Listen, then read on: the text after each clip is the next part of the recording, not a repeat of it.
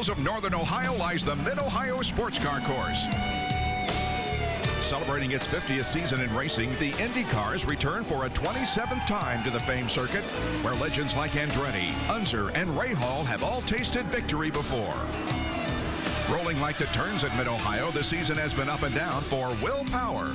Starting off with 3 wins, Will's struggles began in Iowa and escalated in Toronto when he collided with Dario Franchitti. I always race him clean, and he always races me dirty. Taking those frustrations, Will was able to transform them into a win in Edmonton. With the season championship in sight, Power is now in a race against time to stop Franchitti's legendary run of earning a 4th consecutive title.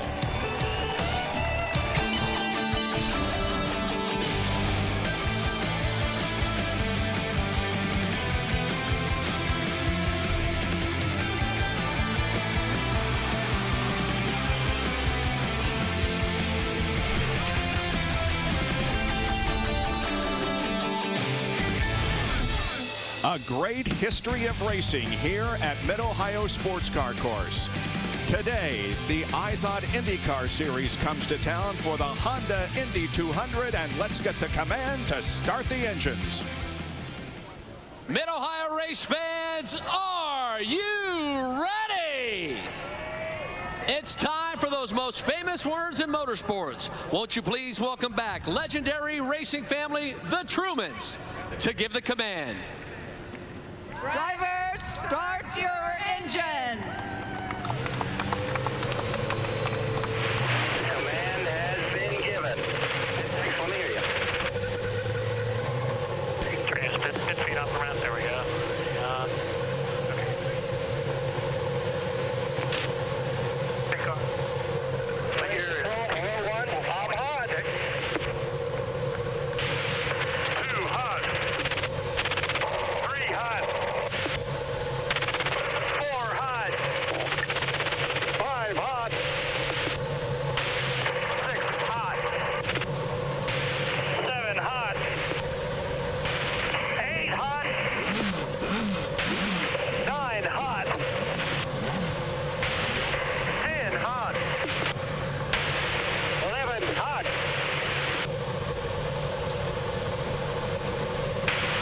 13, 14 hot. And that means that all cars are started and ready to go here. 27 cars on the grid this week here at Mid-Ohio Sports Car Course as they are about to leave. And the first off of pit lane is Mario Andretti, driving the fastest seat in sports. And the sweepstakes from Honda has been very popular. Log on to shophonda.com to enter. This week's lucky winner is Amy Zielinski from Crossville, Tennessee. And Amy, I can tell you're having a good time already. How are you doing?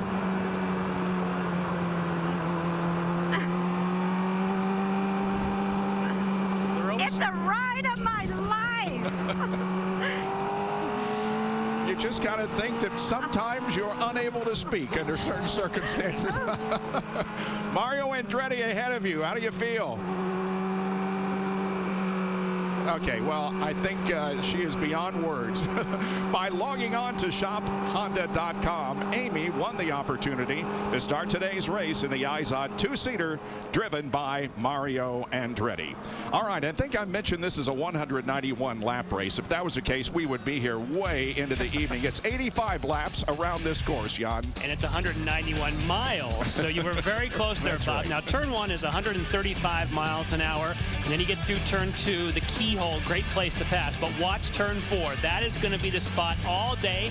That's the first passing opportunity after the starts and the restarts. Mid-Ohio is all about a rhythm and maintaining momentum. Let's set the field for today's race. Scott Dixon has won the pole position and will lead the cars to the green flag as Mario comes by in the 2-seater. On the outside of row number 1 will be Ryan Briscoe.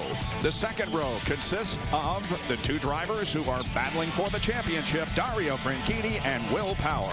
Row number 3, Ryan Hunter-Reay and Graham Rahal. Back in row number 4, the highest qualifying rookie, James Hinchcliffe and Alex Tagliani. Row number 5, Takuma Sato and Charlie Kimball. Yeah, best start of the year for this rookie driver. He didn't test here, but his teammates did. He was here watching. Came here with Dixon set up, unloaded, and these guys were fast. So very good possibility to improve on his best finish of 10th at Barber. Sebastian Bourdais and E.J. Viso will occupy row number 6. In the 7th row, J.R. Hildebrand, another rookie, and Simona De Silvestro. The 8th row, couple of veterans of the series, Helio Castroneves and Tony Kanaan. And of course, Helio was very disappointed in qualifying, but he was all smiles after the morning warm-up. He is also the first driver in the lineup today to start on the black primary Firestones. Mike Conway and Simone Pagenaud will start from row number 9. And again, if you're just tuning in, Justin Wilson sustained a broken back in an accident here at Mid-Ohio yesterday. He's back in Indianapolis. Hopefully you're watching us. We wish you were here. Hope you have a quick recovery, and Simone Pagenaud will be piloting that number 22 car today. As you look at the rest of the starting lineup, see that Ed Carpenter is back in the IZOD IndyCar series. He will be driving the Sarah Fisher-owned car. And Jan, let's take a look at the Sunoco pit strategy. And Bob, thankfully the pit windows are reasonably wide. You look down there at the alternate strategy. That is, if you pit early, you hope for yellow. The leaders won't do that, but Lindy, I bet somebody like Helio Castroneves will think about it. John Erickson, because qualifying didn't go Helio's way, does that force you to go off strategy and pit him early? Well, we may. We'll see what happens here in the first few laps. We made some changes to the car overnight. He's much happier. We'll see how it goes. If we're stuck in traffic, we're going to have to do something different from the leaders. If we can gain some positions, get close to the top 10, we may just stay with what the leaders do, but we'll see how it plays out here in the first few laps. He's rolling off 15th. All right, thank you, Lindy. Got some onboard cameras for you to enjoy throughout the afternoon. J.R. Hildebrand has the National Guard onboard camera. He'll be starting back in 13th position. Takuma Sato also will have an onboard camera. He's run very well on the street and road courses this year, especially recently. Next will be Will Power with the Verizon onboard camera. He starts in 4th position. Right beside him, Dario Franchitti carries the Honda onboard camera.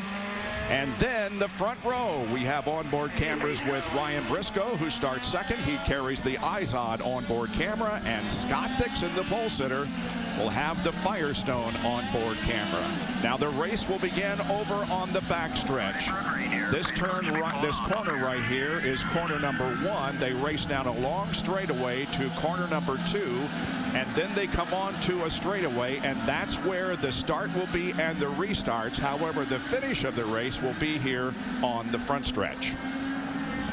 Just gives the cars a better opportunity to get side by side and get themselves a little more racing room before they head into turn number 4, which actually will be turn number 1. And the pace begins to quicken here. Everybody getting lined up 2 by 2. They come off of corner number 2 down the straightaway, and the Honda Indy 200 underway, and Scott Dixon will lead them down. A lot of shuffling behind him.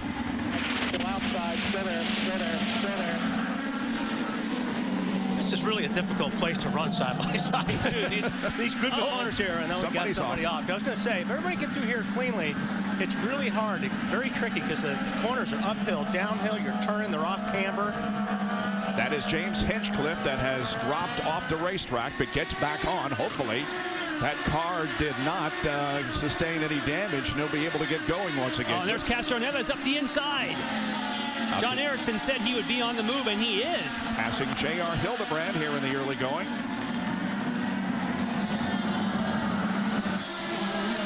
Here's J.R. Right ahead is Helio Castroneves. And ahead of Helio is Simona De Silvestro. Here's Scott Dixon, and the advantage that he's opened up over Ryan Briscoe in almost 1 lap, with Franchitti following closely, then Power, and then Hunter-Reay. That's Marco Andretti in red and black going up the inside of Simona De Silvestro, and they just give each other room. Man. All the way through the corner, side by side. Very good pass. Look at Conway in black and white right behind. He sniffs. He thinks he has an opportunity now because Simona, they might go 3 wide. Simona moved over there and almost touched wheels with Conway, but all is well. Simona dropping behind Andretti, so she's in 16th position now. Conway 17th.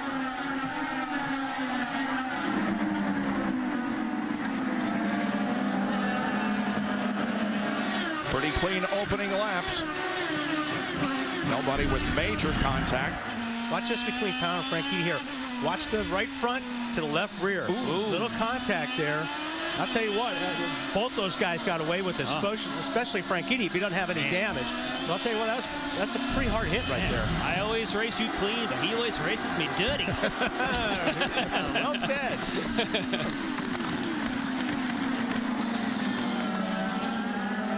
Dario carrying blue and white colors this week with General Electric on the side pods.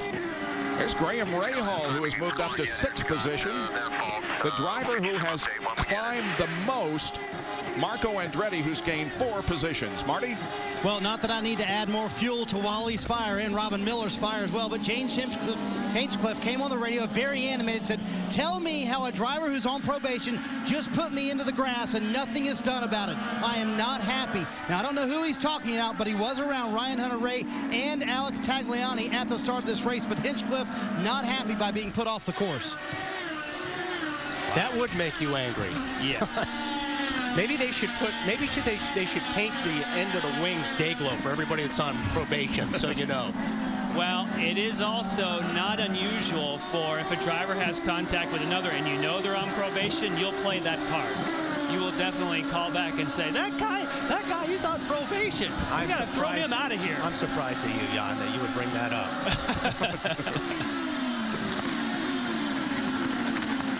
Let's see if we can determine what happened. On board was Sato. Up ahead. And that is Alex Tagliani. Oh.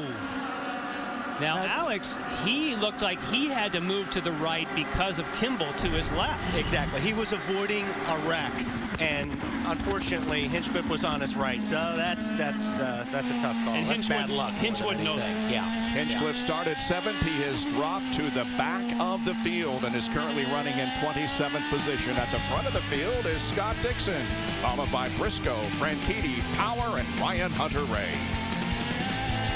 The Honda Indy 200 on Versus is brought to you by Honda, the engine supplier for the IZOD IndyCar Series, and by One Main Financial, your needs, your goals, your dreams. Hey, Mario. Hey, what do you got in this thing? 16 valve, 2.4 liter engine, 200 horsepower. Air conditioning. 32 valve, 3.5 liter engine, 650 horsepower, air conditioning. You could start an IZOD IndyCar race with Mario Andretti. Go to shophonda.com to enter and check out the all-new Civic, the official vehicle of IndyCar. And if things change, we can always discuss your loan options. You never know. Twins. Twins? City Financial is now One Main Financial. Personalized loan solutions that still focus on you.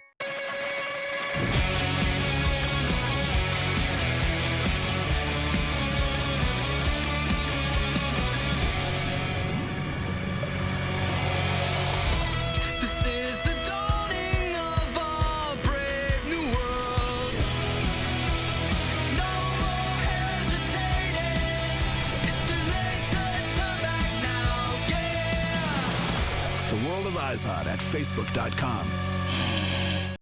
Will Power and Dario Franchitti have a history with Sonoma. 2 years ago, Dario won her over, and Will was crushed. Last year, Will won her back. From the stretcher to victory lane. Now, with the point standings neck and neck, Sonoma comes between them again. Power and Franchitti in the midst of a heated points championship battle. And there's a lot more than pride on the line.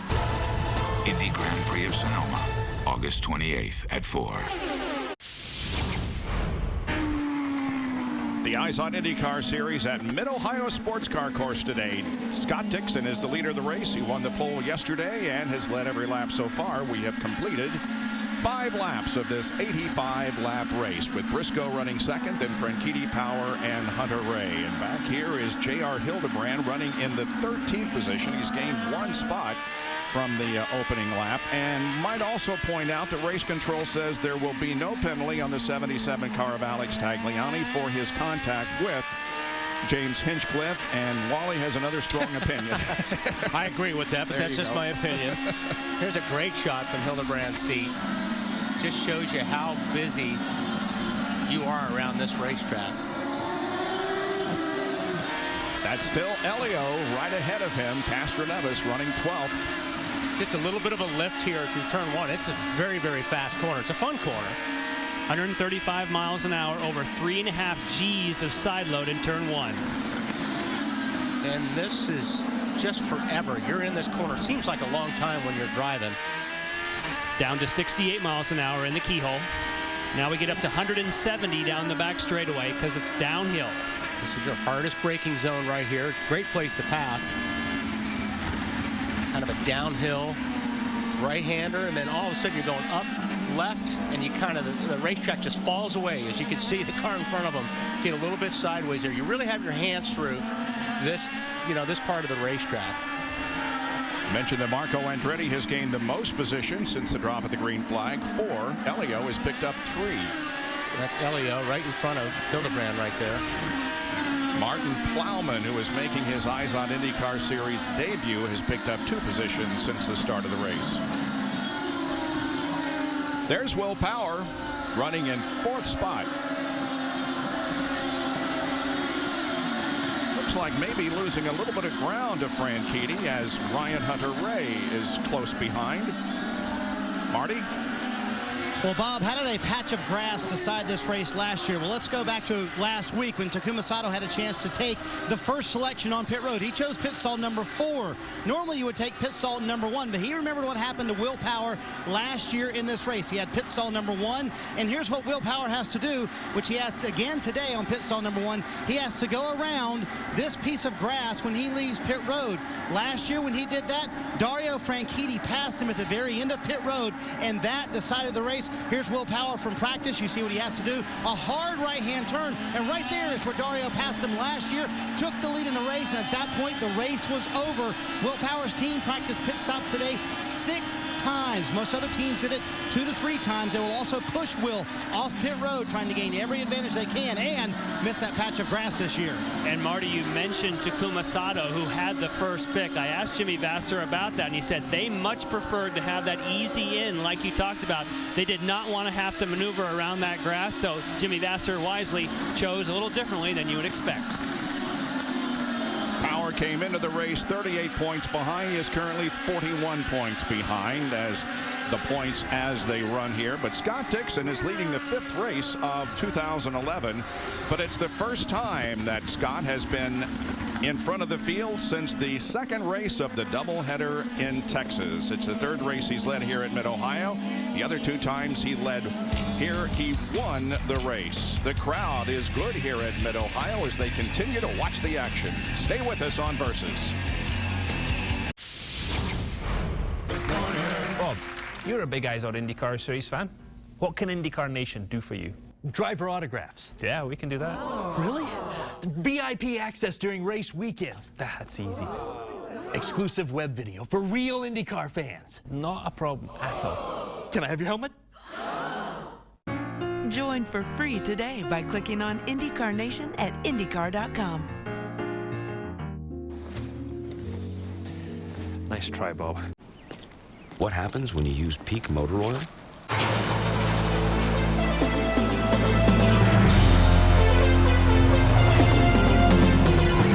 You get premium performance and can save up to 10 gallons of gas every time you change your oil. So any car runs like a 10, even if it's more like a 6. You're not just changing oil, you're saving gas. Put Peak Motor Oil in, save on gas. Hi, we're looking to save some money on our car insurance. Great! At Progressive, you can compare rates side by side so you get the same coverage, often for less. Wow, that is huge. And this is to remind you that you could save hundreds. Yeah, that'll certainly stick with me. We'll take it. Go, big money! I mean, go, it's your break, honey. Same coverage, more savings. Now that's Progressive. Call or click today. Versus and NBC, the place for racing. All summer long, NBC and Versus takes you on a ride. Witness history in one of racing's most storied tracks. It's summer at Saratoga. Coverage continues on Versus next with the Vanderbilt. Summer at Saratoga on NBC and Versus. We are at Mid-Ohio Sports Car Course for the 12th of 18 races on the IZOD IndyCar schedule for this year. And the leader is Scott Dixon, and his advantage over second place, Brian Briscoe's just about a second. Let's go through the field here, and we'll start with Marty Snyder.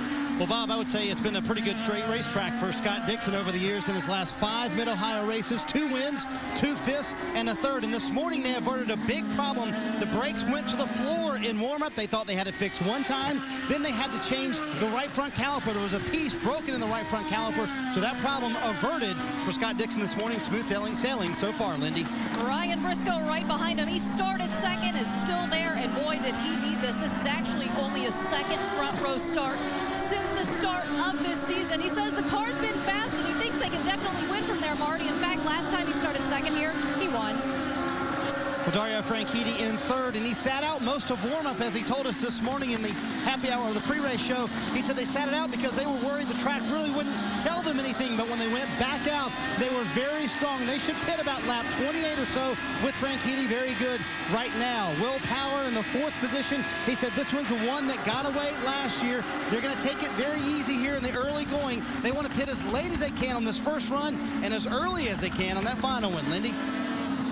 Ryan Hunter-Reay was complaining his car was loose, but now he says it's getting better, and they've also told him good job on fuel.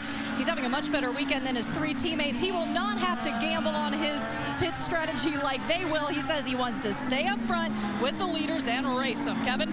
Graham Rahal is running in the 6th position. He's running the same pace as the leaders, according to his team radio, even faster than some. They're telling him just to race the track. All is well so far for Rahal. Lindy? Alex Tagliani behind him. They've told him he's good on fuel, and he has good lap times. He's been lacking a lot of grip here. He says he doesn't have a lot of rear stability. That's what they've been struggling with since the start of this weekend. He started 8th. Over to you, Kevin. Going well so far for Charlie Kimball. It's his best start of his rookie season. He started 10th. He's moved up 2 spots to 8th. They're telling him to save a little bit of fuel. Kimball is doing what he wants right now, Marty. Well, Kevin, for Takuma Sato, the weekend did not start very well. Just 2 laps Friday in practice. They lost an engine. They were able to change that. And then Saturday, they struggled a little bit. So this morning, even in warm-up, they made some changes on that car, trying to get the car a little bit better, some softer springs in the rear of the car. You see him on the reds. Behind him, his teammate, EJ Viso. And he said, you know, we've really worked hard on trying to get better on the red tires. That's really where we've struggled. That's what they start the race on, trying to get towards the front. Lindy?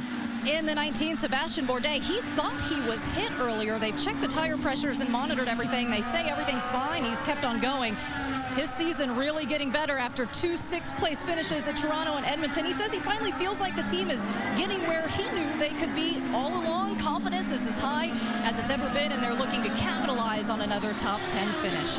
Behind him, in number 3, Elio Castroneves, who started 15th, has managed to pick up a few spots in a bad weekend, but this morning in warm-up, he was 6th. And you know what, Kevin? This is Elio's 199th start for Team Penske. J.R. Hildebrand with his best start on a non-oval, and he's running where he started in the 13th position. He hasn't qualified well, but he has raced well on non-ovals. He has improved 64 positions in the 6 road and street course races, Lindy.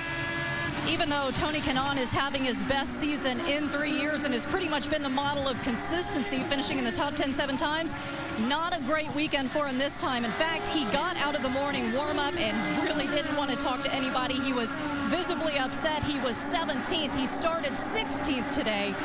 just trying to stay out of trouble, Kevin. Marco Andretti is one of those that started in the back that may come in a little bit early to try to go off strategy, but he has picked up 4 positions on the racetrack from 19th to 15th.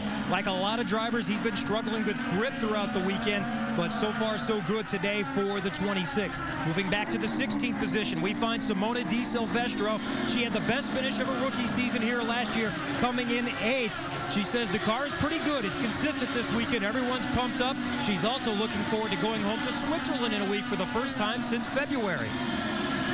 Then we see Mike Conway running in the 17th position. He has not been real happy with the car at times this weekend. At other times, he's been quick. 8th place last time at Edmonton. That was his first finish better than 12th since he finished 6th at Brazil. Lindy? Simone Pagenaud in the 22 in for the injured Justin Wilson. He just happened to be here this weekend. He had actually tested in Tag's car last week here. Didn't have any equipment with him, so he's in Bourdais suit, Hinch's Hans device, Hildebrand shoes, Vitor's seat. An ensemble there. He says the car's set up great. Now it's just down to him. Behind him, the number 14, Vitor Mira. At the end of warm-up, he was running 24th. The checker came out, and then he just lost it coming into the pits and went into the tires. Everything okay with the car. He was anxious to come back here to Mid-Ohio because it's a track, he says, is similar to those you'd find in Europe, which is what he grew up doing. Sebastian Saavedra is running 20th. He's moved up a couple of positions. He said after the morning warm-up today, the car is good. His best finish so far this season, 11th at Brazil. He's been better on the road and street courses. So far, so good today for Sebastian Saavedra, Marty. Well, Kevin, for Oil Serbia, he's one of the guys that has really struggled this weekend. It's just not been a good weekend. And I asked him why this morning. He said, honestly, I don't know why. We kind of came with the setup we tested with. Hinchcliffe has been running the same setup, but we have just struggled with speed. They're on blacks right now. They're going to go to reds. They'll be one of the guys that pits early, Kevin. Danica Patrick during the morning warm-up said her car was bad. It didn't have good feeling in the front or in the back. She didn't know what to suggest as far as changes. Here early in this race, she said the brakes are bad. Danica Patrick right now just trying to hang on, running in 22nd position. She started 23rd. Do you know James Jakes has been to every track this season for the first time in his career, but he had a little bit of an advantage this time. He tested here twice, back in June and then last week, and seeing some improvement in him. He was fast all weekend and then started in 24th, was not happy about that. Came out this morning in the morning warm-up, 8th fastest, Kevin. Martin Plowman is making his IndyCar debut. He has moved up a couple of positions, but he's doing it without the ability to talk to his team. He can hear them, they cannot hear him. On the car, you see Snowball Express. It assists children and families of fallen U.S. military members. Martin was part of that morale-boosting Indy 500 Centennial Tour to the Mid-East during the offseason. Marty? Well, remember, James Hinchcliffe started 7th today. Currently, he's running back in the 25th position, struggling, obviously, to get back up through the field, but has calmed down since he was knocked off course early on by Alex Tagliani. He said the car just doesn't feel the same in the right-handers as it's felt all weekend long. Clearly, that off-course excursion hurt the chassis a little bit as well. Kevin? Anna Beatrice has lost some spots since she started the race in the 25th position. She has dropped back 1 to the 26th. Her best finish, though, have come recently. 11th at Toronto, 13th at Edmonton, so she is making the progress in her first full season that would seem to be realistic. And then we move back to Ed Carpenter, the 27th position. It's the first time we've seen Ed on a road and street course race. You'll see Ed come through into your screen now. Carpenter hasn't been on anything other than an oval since Sonoma at the end of the 2009 season. So this is going to be a get acclimated to this kind of course weekend again. He'll also be at Sonoma in just a few weeks in that car. Nice job, ladies and gentlemen, in the pit area. There you have the entire field rundown as Scott Dixon continues to lead this race over Ryan Briscoe. Dario Franchitti running in 3rd.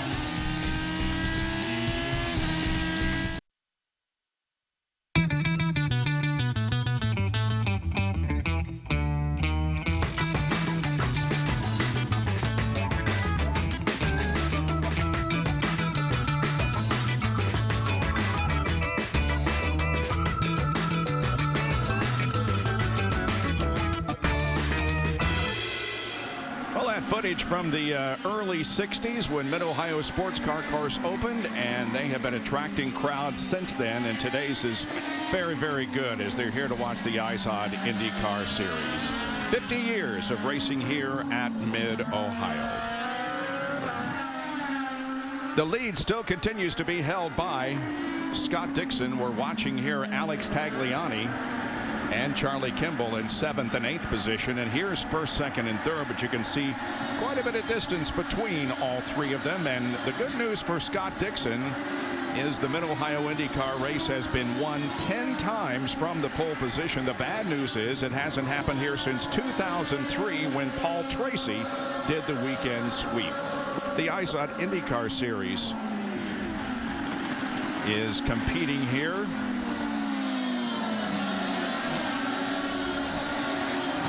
And Danica Patrick on track, making a pass on Sebastian Saavedra, going to the inside. Nice clean pass for Danica, and she moves up to 21st position. And we might mention that Oriol Serbia also got around the car in front of him just a few minutes ago as James Hinchcliffe makes a pit stop. He was running in 25th position, Marty. Yeah, and obviously after they went off track, their day kind of went askew, so they're going to pit earlier here than obviously everybody else. And what they're going to hope for is a couple of cautions here. 7.7 on the stop, and I believe you have a caution on the might have got it. It is Sebastian Saavedra. Now, it's possible they said there was a few locations they could handle it under a local yellow. So far, they have not. As I say that, they've gone full course caution. So that is what James Hinchcliffe was hoping for. You couldn't time that any better. That's perfect for Hinchcliffe. He's going to come out smelling like a rose on Now, this he was deal. pretty early, though. He came at 20. Last year, Alex Tagliani did it, but he had to go to lap 22. So Hinchcliffe will need a little addition, but still, it was great timing on his part. And this accident in turn number 2, Sebastian Saavedra into the tires. Yeah, it was just, you know, when Danica made the pass on Saavedra, you saw the right front lock up quite a bit going down that corner. Boy, he's got a pretty good cut on his right front right there.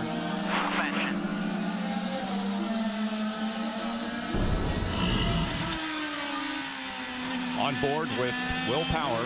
He was thinking about coming. He did actually hit pit road, but he did not hit the timing line before the caution, so therefore he can't stop for service. Drive through, bud. Drive through. Don't stop. Don't stop. Keep going. He lost a little bit of ground there, too. I mean, obviously, when you do that, you're going to lose, well, he lost 4 or 5 positions right there. Ground. And that was, it was by a fraction. He just missed the timeline. Saavedra walks away from his damaged race car and will take the mandatory visit to the infield care center as we get a replay of what happened. He locks that right front up again. Yeah. I mean, it's almost like he had a little bit of braking problems because when Danica got underneath him, he really locked that right front up, and he did it there too. And when that happens, you can't turn the car or do anything. First full course caution coming here on lap number 22. And that moves Will Power back to 7th, so that was just ill timing. He and Tim Cindric had decided to go for that early strategy and just missed the timing line.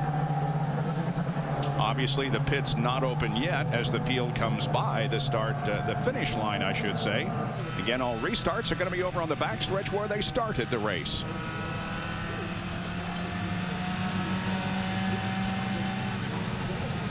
Really, Hinchcliffe is going to come out leading this thing, won't he? If everyone stops. If everybody stops, yeah. Which you know they're going. They have to, really. You would assume that they would. Well, yeah, I guess it's a pretty big window, isn't it? But there is an excellent chance, yes, that Hinchcliffe will go from the back to the front, which is exactly how the alternate strategy is supposed to work. And I bet you his car starts working a lot better all of a sudden.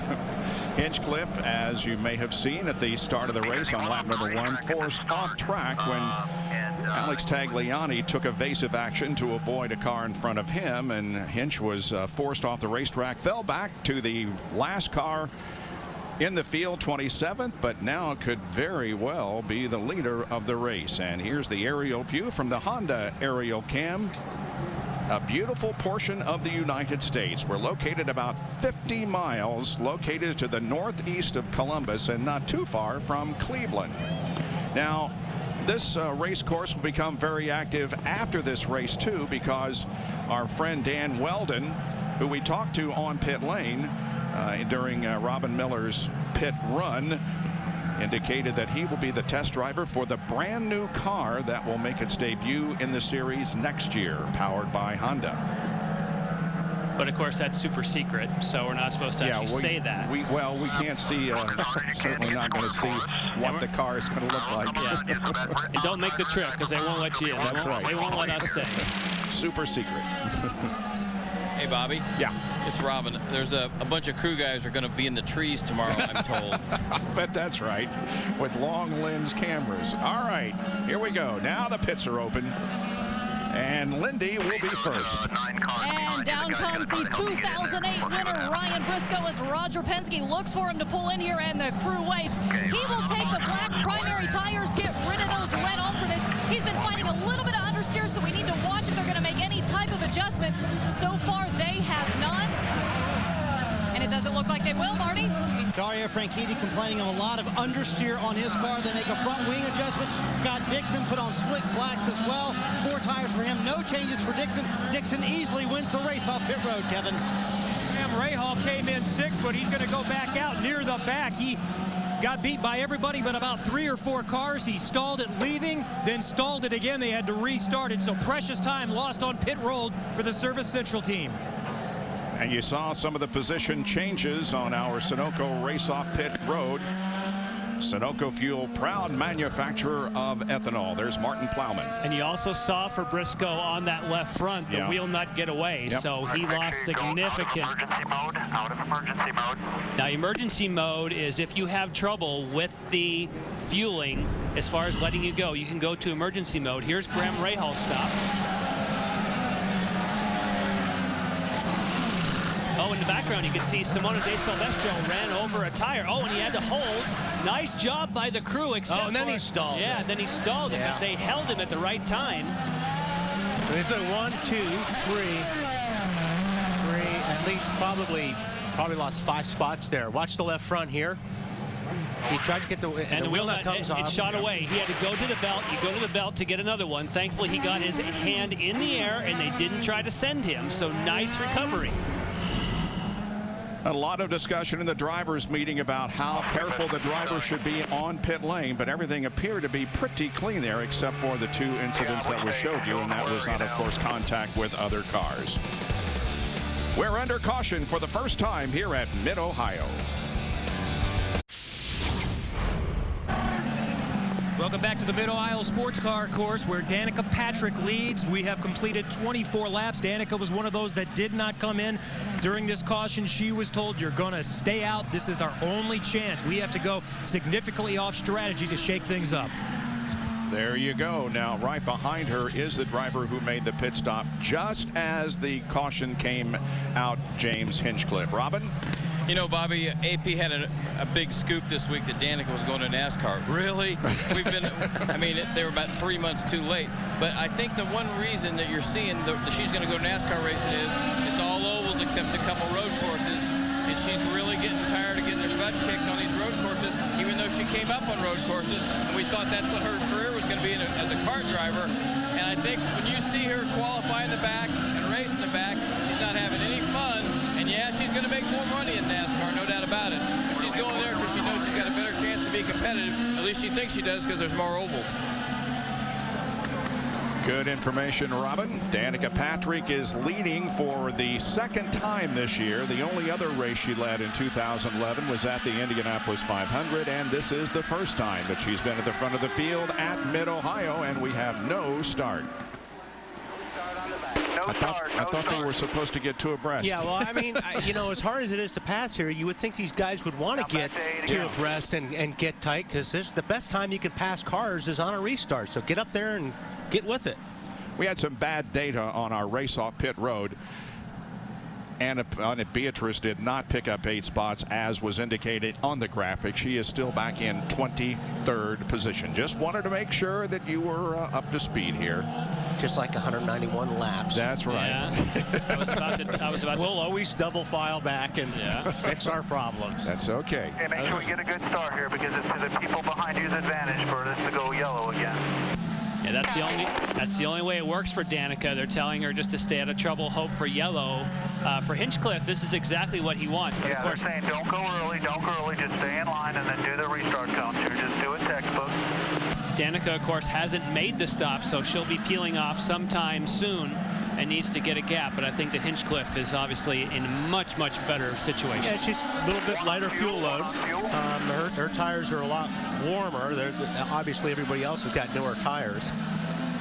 But I think Hinchcliffe is going to be chomping at the bit here. Yeah. And don't forget about Mr. Scott Dixon as well. He's right there. Down to Marty quickly. Well, this is where Craig Hampson says, I planned that all along, right? Yeah, this is not what we programmed in the pre-race strategy meeting. Yeah, Tagliani pushed James off the track there, and we went mowing through the grass, and we were dead last. And it's just really hard to pass in dirty air. So we took a gamble. We need 7 laps of yellow flag to make it on one more stop like everybody else.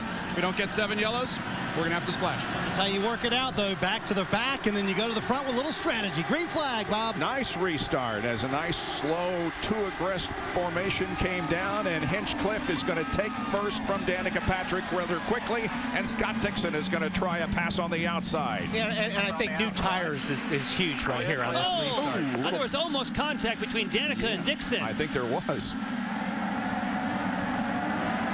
Will Power moved up a spot, getting by, looked like Ryan Hunter-Ray. Well, look at this. Watch it. Oh, that was Viso and Hildebrand, and you called it, Bob. And Castro Neves. Elio trying to get back on course, but damage to the front end of that car. And more damage. Pieces, yeah. They're going to have to go debris out there. They have to go get that for sure. That'll cut a tire. James Jakes, red, white, and black on the outside. Trying to get by Anna Beatrice. Here comes the leader, Hinchcliffe. Dixon now second. Danica back to third. That's Franchitti and Power behind Danica. And Ryan Hunter-Ray.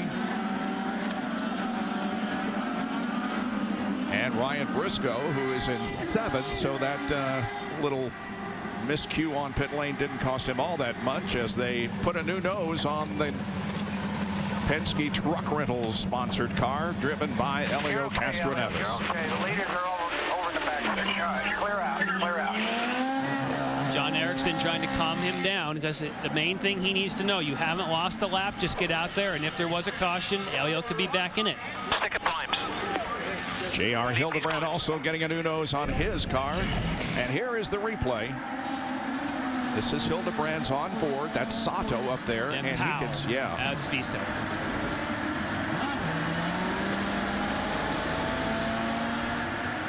Two more angles. And then Castro Neves had no, it looks like Marco Andretti made a little contact as well. And that's Mike Conway out in the grass.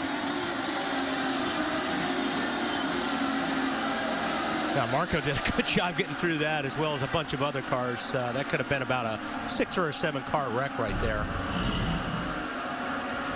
Now, you talked about it. You know, we talked about it. Viso was pretty far up there.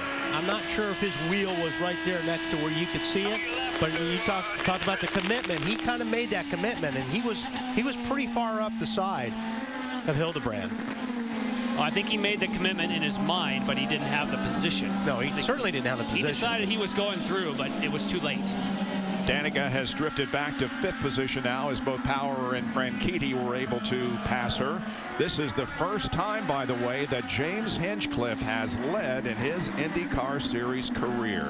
But his lead over Scott Dixon is diminishing somewhat as we watch Danica try to hold off the challenge of Ryan Hunter-Ray. And Danica apparently will be making a pit stop here. Now, it's worth saying that Craig Hampson said that Hinchcliffe wanted 7 laps of yellow. Don't forget, they got 5. So he only needs 2 more. He doesn't need 7 from there. He needs 7 total, so he's close.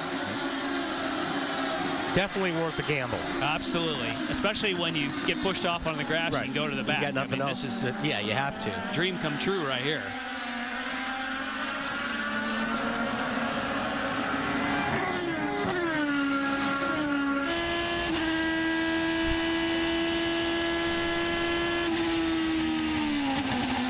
And I think, Dixon's car's obviously working really, really well. He's being really patient here. He's going to catch Hinchcliffe, and he's going to, make sure that when he gets by him, it's a clean pass. But Scott's car looks really, really hooked up.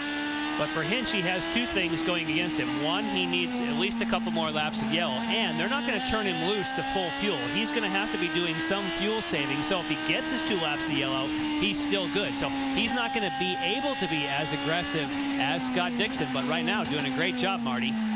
Doing a fantastic job, and they have reminded him several times, as you can imagine, Jan, take it easy. We do still have to save fuel to be able to make it. But he said, remember, everybody else is kind of in our same boat. We're on the same strategy as everybody else. So they really got a gift in all this track position. And he told me this morning that if I could get a top 10, I would be happy. If I could get a top 5, I would be very happy. Imagine what he would do if he got a win, guys, with this rookie. I'm sure he'd be thrilled with that. He has a top 5 finish, as you saw. Long Beach, his best finish in 4th position, but he has 3 other top 10 finishes.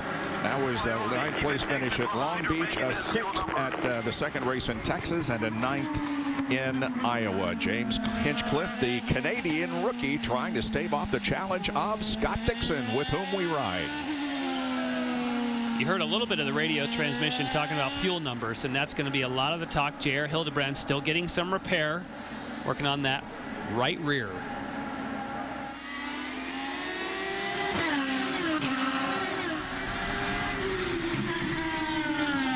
The interval is just a matter of car lengths now as Hinchcliffe leads over Scott Dixon.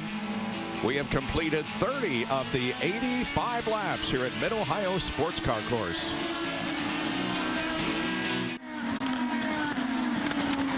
At Mid-Ohio Sports Car Course, the Honda Indy 200 underway with 32 laps completed now out of 85. And the leader of the race is James Hinchcliffe, who is off strategy, actually caught a caution just right after being forced off track in the early going. So he is the leader of the race, but not by much over Scott Dixon, and Dario Franchitti making a charge there in 3rd. He's kind of off strategy. I mean, he's not really that far off. Yeah, he isn't now, yeah. But he's doing a great job. I mean, he's running great lap times here. Uh-oh. More dust kicking up. That's Simone Pagenaud. That would have been turn 1, and wow, that's where Justin Wilson went off and ended up with a back fracture. Wow. But they did do a lot of work out there. They talked in the drivers' meeting, and it was the access road. Let's see how similar. That's almost identical, yes, and it was that access road right there where you see him get into the air and watch the dirt fly up. They went and worked on that before the race because they were so concerned. Justin Wilson had caught the edge, and it had put and transferred that shock right up his back, and that's what caused the fracture. So IndyCar went out and used a lot of fill dirt before the race. Good thing they did. Yeah, I mean, that's same car, same spot. Yeah. Could you imagine? A little spooky. Yeah. Well, the Canadian rookie is doing a fine job holding off Scott Dixon. Now, Dixon's got to be looking in his mirror right now, because Franchitti is making a little bit of ground up on him.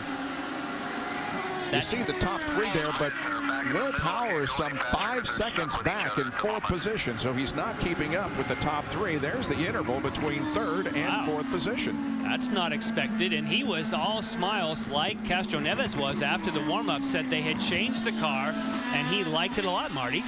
Yeah, he did like it a lot, but he didn't like the car much earlier in the weekend. He said the car was very nervous, and so one of the things they did was they softened up the back end of the car, trying to, in essence, create grip. That certainly helps early in a run, but Jan and Wally, that may not be the best thing for later in the race, right? Yeah, I mean, normally if the track is slippery like it has been here, if you want to go a little bit softer, that's going to help the grip in the rear. But as the track rubbers up, then it becomes a problem. Then it becomes a problem where if you have too much rear grip, it starts to push really bad. So, you know, it's kind of a gamble. If you think the track is going to come towards you, well, you know, you kind of want to start out a little bit stiffer, like I think Dixon is and Franchitti. We should probably also mention, Bob, is that he is on the black tires, and that setup may suit the Reds better, so don't count Power out just yet.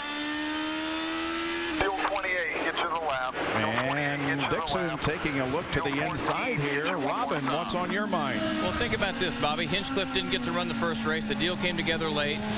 there was talk that he wasn't going to be able to race after Edmonton, and he didn't come to the test last week, but I think Bernie Haas stepped up and got in her pocket and said, no, we're going to keep running this kid because he's done a good job, and he's rewarding her today.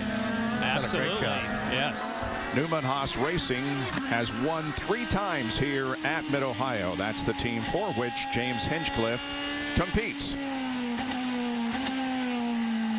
And you heard from Craig Hampson earlier. Of course, he was the race engineer for Sebastian Bourdais in Champ Car, winning all of those championships. And he is obviously Hinchcliffe's engineer and has passed on a lot of that. He's a very, very smart guy. 3 cars, same speed.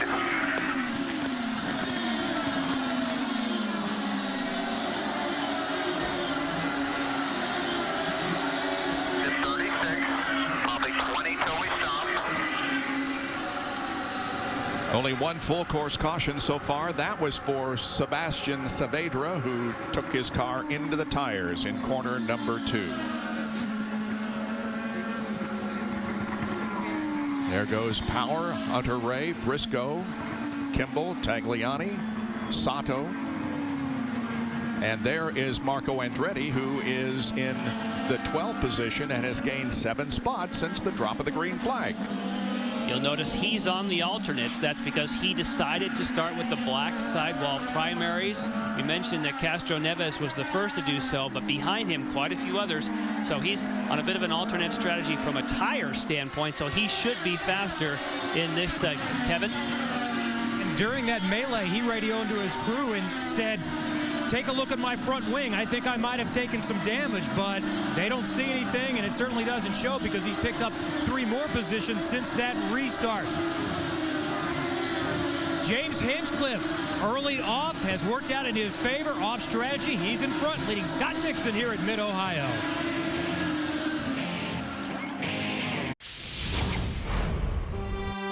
"100 years of racing. To appreciate what that means, you need to start back in 1911, the inaugural Indianapolis 500-mile race. Ray Haroon won that year, and as he crossed the finish line that day on his Firestone tires, he surely had no idea what he was starting. A legacy of guts, grit, and determination on big tracks and small, famous tracks, and those not so famous. We raced, and we raced to win. Anywhere, any place, anytime. And over the years, as the cars got faster and the crowds grew bigger, a century passed. A century of building on the things we learned, of helping great men and women do great things.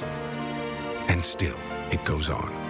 Because you see, just like old Ray would tell you, or Mario, or Al, Sam, or Elio, once you get that checkered flag fever, you can't shake it. You can only feed it. So what does it all mean? Looking back, it's pretty clear. Even after a century, there really is no finish line. Firestone, celebrating 100 years of racing.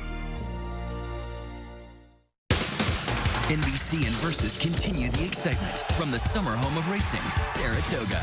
Next, the sprinters light up the track in the Vanderbilt Handicap. The only thing more intense than the heat is the moment the gates fly open. Summer at Saratoga continues next on Versus. Dan Hardy, Chris Lytle, 2 of the UFC's toughest fighters clash toe-to-toe. The UFC live and free on Versus. Next Sunday, August 14th, the IZOD IndyCar Series returns to ABC with the New Hampshire Indy 225. The series returns there after more than a decade. New Hampshire Motor Speedway. The New Hampshire Indy 225 is at 3:30 next Sunday afternoon on ABC as the 2011 season rolls on.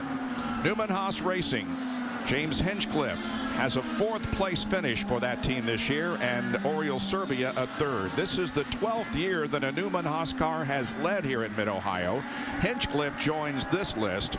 Mario and Michael Andretti, Justin Wilson, Paul Tracy, Christian Fittipaldi, and Cristiano D'Amata as drivers who have led here at Mid-Ohio driving for Newman Haas. James Hinchcliffe had this problem in the very first lap of the race. That's Alec Tagliani actually not making contact, but veering to the right and forcing Hinchcliffe off the racetrack. He fell back to the final spot, 27th, but then made a pit stop and caught a caution to put him in the lead. And race control deemed that Alex Tagliani was taking evasive action, and Wally agrees, so we're all good. It's good when Wally agrees, isn't it?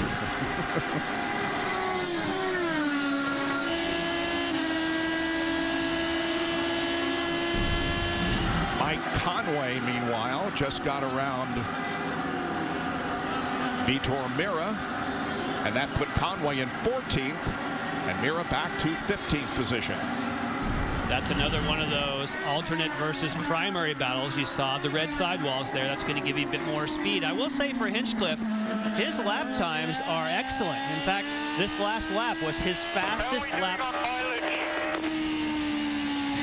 Let's hear the answer. How am I doing on mileage?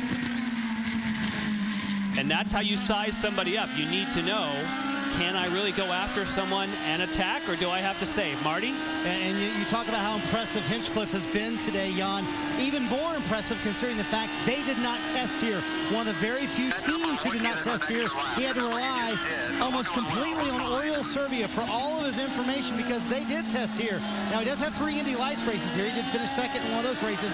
But on Friday, he told me, different world here in an Indy car versus an Indy Lights car.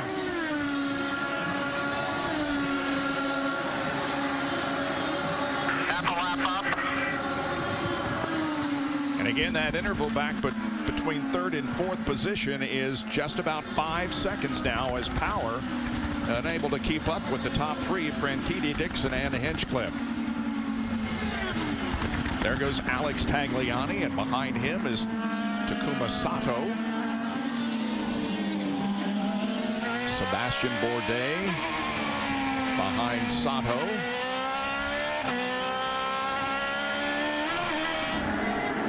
Two pole positions this year for Takuma Sato, breaking the string that Will Power had on road and street course pole positions earlier this year.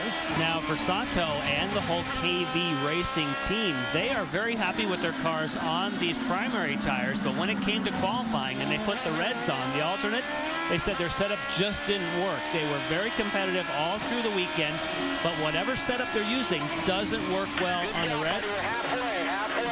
That's Jimmy Vasser talking to him. At the same time he's listening to Jimmy. He gets a bit wide there in turn 1. And we are at the halfway point. I really think that Scott has just been really patient here, just staying behind Hinchcliffe. And I mean, obviously Hinchcliffe's doing a great job, but Hinchcliffe bettered his time again. He just did his fastest lap of the race last lap. I mean, he just continually 1/10, he's another stepping 10. it up every lap. Yeah, that is a fantastic job for James. He's not just riding and pacing, because look at the gap between Dixon and Franchitti. Dixon's pulling away from Franchitti, but yet Hinchcliffe staying in front of him. Nice job, and lap after lap, turning his personal best. Non-stop for you here on Versus as Hinchcliffe leads Dixon, Franchitti, Power, and Ryan Hunter-Ray. You can even pick your payment date for the loan. You do that? I do. Ready, Daddy? Yes. City Financial is now One Main Financial. Personalized loan solutions that still focus on you.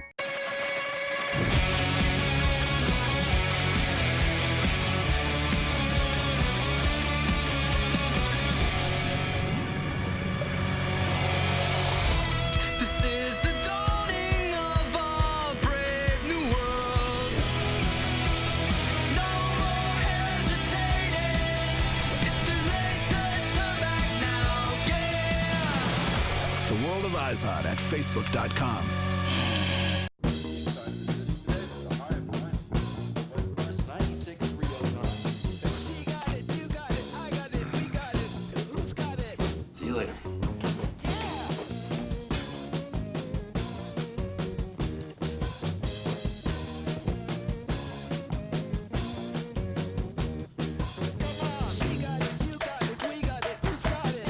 all different. That's why there are 5 new Civics. The next generation Civic, only from Honda. Turn left. You have arrived. Sweet belt. E-reader for textbooks. GPS. Video camera for lectures. Gamepad. Have you considered this? It's got all that and more than 200,000 apps. Technology to learn and play on the go. Only at Verizon. Android-powered, PlayStation certified. The Xperia Play by Sony Ericsson. Only $99.99. Today's aerial view provided by Honda as we're overhead the Mid-Ohio Sports Car Course located near the small town of Lexington, Ohio. A beautiful day for racing just past the halfway point of the Honda Indy 200. James Hinchcliffe is the leader, and the leader at the halfway point has won the Honda Indy 200 16 times out of 26 races, including 6 of the last 8.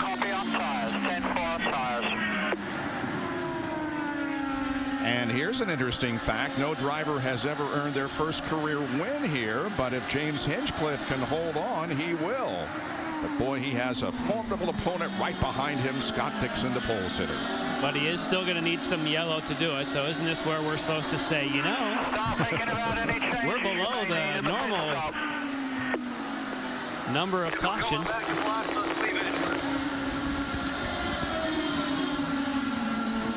There'll be a lot of radio communication getting everyone dialed in on what they want for fuel.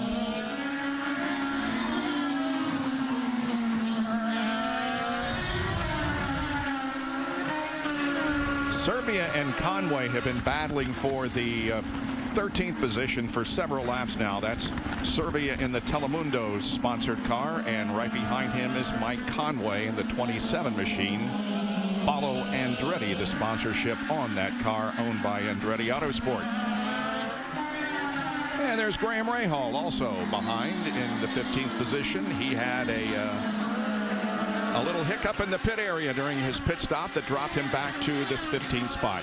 And it just shows you how competitive this series is right now, because Graham really hasn't made up that much ground. I mean, you know, he was in the top 5. They had that problem in the pits, and now he's running the back of the 15th spot. And he's making a little bit of gains, but it's very, very competitive.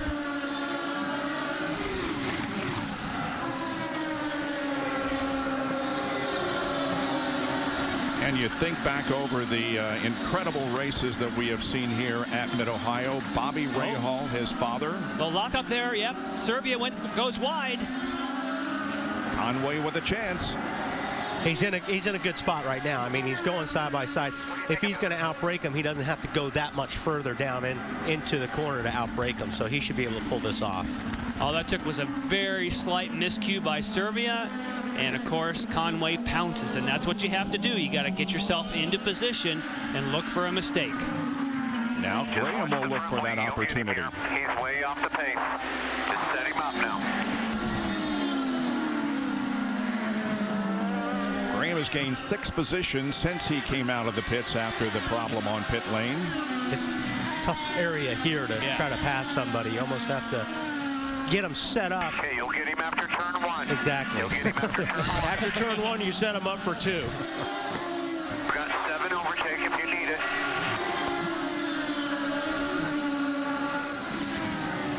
Let's see if he does. Now Graham will know that he had trouble going into turn 2 into the keyhole last time. It's not close enough to and he did get not underneath them. Didn't use the button either. See if he does on the back straightaway. Meanwhile, Mira closes in on Rahal.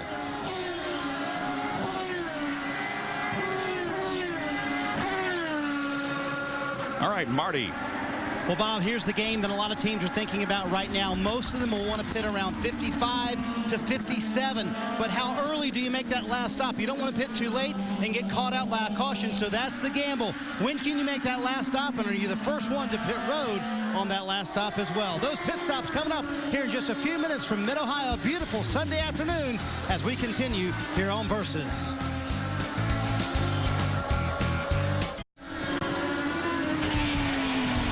Of 85 laps completed here at Mid-Ohio Sports Car Course, the Honda Indy 200, and James Hinchcliffe is the leader of the race, and he has led the most laps. Dixon has led 23. Danica Patrick led 3 laps, and James Hinchcliffe has now led 24. Trying to pick up the pace. How are the Ganassi cars doing? Well, Dixon and Franchitti are running 2nd and 3rd. Charlie Kimball and Graham Rahal run 7th and 15th, respectively. And right now, Dario Franchitti has a 41-point lead over Will Power. Came in with a 38-point advantage and has upped it by 3 at this point. We should be seeing pit stops beginning very, very shortly with 51 laps completed as we're on board with Scott Dixon. Once again, of the leaders, for certain, the first one that's going to stop is going to be Hinchcliffe, just by the basis of when he made his earlier stop. L1 means 1 lap before you pit. So I believe that was a transmission to James Hinchcliffe. And that L1, 1 more lap, 1 more lap. And that's outside the window, Bob. So he will need caution to get to the end. You really need to get to lap 54, maybe 53. 53 is possible, 54 is safer, and so he'll be pitting, looks like, on 52, and that's that 2 laps we've been talking about, short for Hinchcliffe.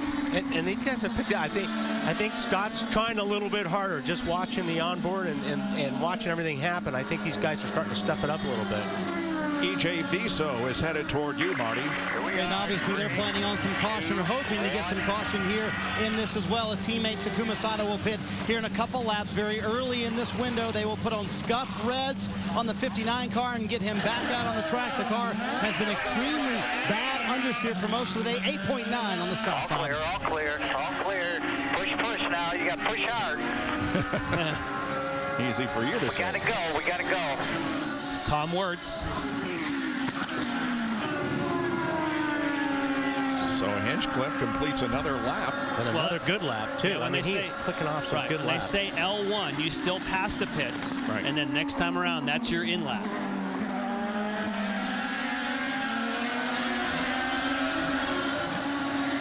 The lap you see at the top of your screen is the lap they are on, not the number of laps completed.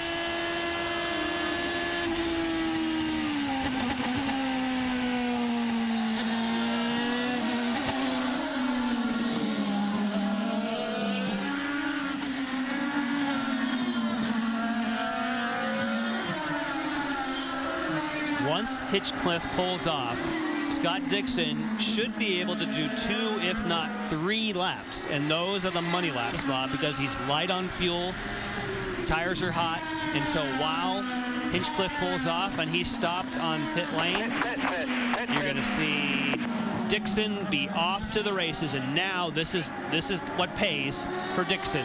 Make up time during the stop. Hinchcliffe relinquishes the lead, Marty.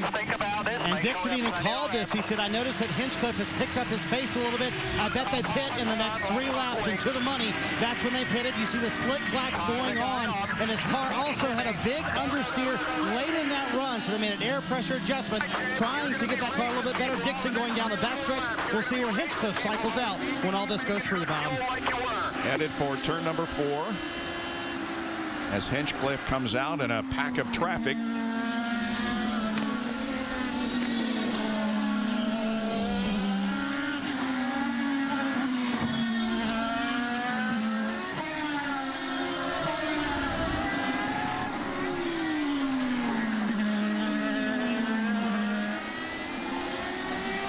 About a 1.5 seconds advantage. Oh, and he just lost a spot. That's hard. You come out of the pits and your tires aren't hot, and people are going to be all over you. Now Marco on the outside of Hinchcliffe. Whoa, look out. Marco gets off course, gets the left side wheels off. I think he lost a spot to Conway there. His teammate, Mike Conway. And the thing is, when you're getting past like that, because you're getting your tires up to speed and everything, you're losing time on the guys like Dixon and Franchitti when they pit. It's so important to get as much as you can out of a car after you make a pit stop. So it will be interesting to see how when things just kind of cycles through here. Not surprisingly, Scott Dixon just set the fastest lap of the race. That's what we predicted. He's out there in clean air going for it, while at the same time, and see lots of others now hitting pit road, including his teammate Servia. Out comes Alex Tagliani, Servia in, Vitor Mira in. Here comes Marco Andretti off pit lane. There's Sebastian Bourdais coming out, Servia. Let's go, good out lap. Use your overtake if you need it to get by him. Now James Jakes makes a pit stop in the Acorn Stairlift sponsored car. He moves away, and there's Ed Carpenter at the top of your screen coming off pit lane. There comes Dixon. It was a 1.5 second advantage over Franchitti when Hinchcliffe pitted. He has a 1.8 second, or had, when he peeled off to make the pit stop. Marty? And Bob, just keep this in mind. Hinchcliffe had to put on blacks because they started the race on red. Dixon started the race on blacks, so they're able to come in and put on reds this one. They put on all right. The only non-scuffed tire was the right front. The rest of them were scuffed reds for Dixon to come down pit road. The series cycles out with Hinch. Yeah, the difference is, I mean, it was the second faster pit stop for Dixon over Hinchcliffe. Wow, look at that. But the biggest thing was when he got out in traffic, that cost him a ton of time. Now, don't forget about Dario Franchitti. Dario Franchitti did not pit. Now he's going to be out there trying to do the same thing that Dixon did to Hinchcliffe, but he had a bigger gap to overcome. Fuel gets us to the end of the race. If we can't make that, we need a yellow.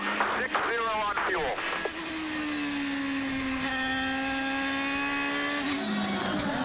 Franchitti, see if he hits pit lane this lap, and he will. He will. Dario in the lead. Trouble. And Graham Rahal is sideways. Will that bring out a full course caution? Dario's on pit lane. 4, 3, 2, 1. And it'll be scuffed red for Dario Franchitti. Trouble on the right front, getting that lug off, taking a little bit longer time.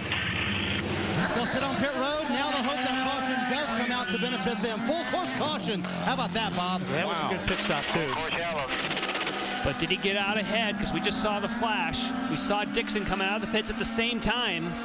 Yeah, sorry, but Graham Rahal has stalled on the racetrack, bringing out our second full course caution of the afternoon. And I'm going to say Dixon is in front of Franchitti. That's just my opinion, of course, Bob. Of course. Rahal wants to get started in a hurry. Yes. Like yesterday. When you're sitting there watching everybody go around and past you and nobody's coming to get you started, it is very frustrating. The only happy person about this is James Hinchcliffe. And let's see what happened. Oh, Danica Patrick. Yeah, that was a lot of rubbing. That wasn't a bump. Tough day for Graham Rahal. Problem on pit lane in his first pit stop, and just before his second contact with Danica Patrick sends him off course. It's been a tough year, really, for Rahal. Yeah. Last at Edmonton, he got taken out early. His dad, Bobby Rahal, a two-time winner here at Mid-Ohio in '85 and '86. Now remember, there's a couple people that have not pitted, namely Will Power and Ryan Briscoe, and this is not good for them. Okay, we're 2 laps down now. So look for Dixon. So Dario is leaving.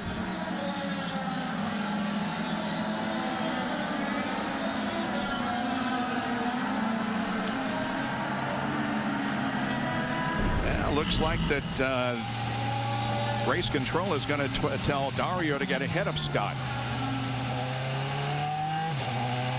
12 in front of the 9. It's happening right there. Well, there Power. you go. And Briscoe's going to get in front of Scott. Yeah. Not Dario. Yeah.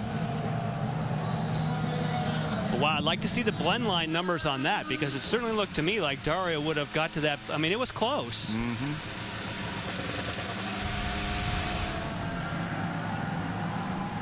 But the blend line is at the end of the pit speed, and boy, they were neck and neck at that spot.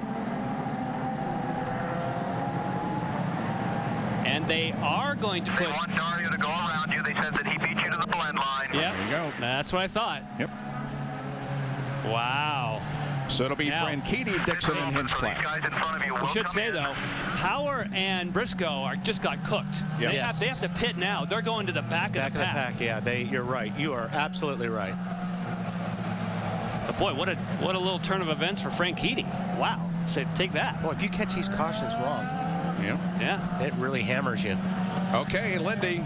Ryan Briscoe needs a cleaner pit stop than last time. Remember, they had a problem with the left front. All three Penske cars have been getting feedback from the drivers about the tire situation. Based on the feedback Elio gave on the reds from his first stint, Briscoe has decided to go with black tires. Down to you, Marty.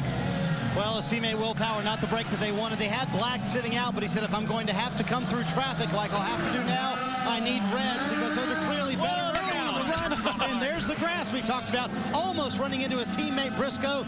Very narrow here at the end of pit road. Well, boy, so Dario Franchitti goes to the front, and Will Power goes near to the back. That is not what you want when you're in a championship chase. And it was all down to which lap you decide to pit. And Marty said, the key is, when do you make your last stop? And they missed it by a lap. Yeah, that's what we were talking about, right, Jan? Yeah. You pit early because you don't want the caution to catch you out. Yep. And that's exactly what happened to Will Power and Ryan Briscoe. And look at James Hinchcliffe now in third. He's like, hey, I'm in third, and I can make it to the end. And exactly. On top of all that, now they're getting the caution laps they need to make it to the end of the race. How about that? Here's the race off pit road. Will did a nice job. Yeah, had Will stayed on it, that would have been a problem. I think he knew he was there as well. He saw him. Told him on the radio as well. And of course, they had to split a tractor at the same time. Yep. And the heavy machinery is out there, of course, to sweep the corners to make sure all the marbles are off the racetrack, or as much as possible before we go green once again. Here it is from Will's onboard camera, blasting out of the pits, and there goes Briscoe. 58 laps completed. It's Franchitti now ahead of Scott Dixon and James Hinchcliffe at Mid-Ohio.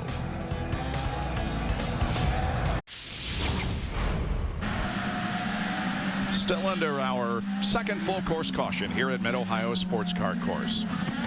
There was no doubt that Dario Franchitti beat Scott Dixon to the blend line. Here it is, and the blend line is going to be under the bridge right there.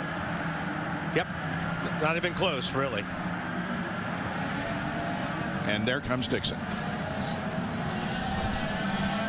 So where you have the two pylons, that the line is basically right across there. So clearly, he was well ahead at that point. They just took their time, reviewed the data, and then put Dario in that position. I'm trying to figure out where he lost all that time.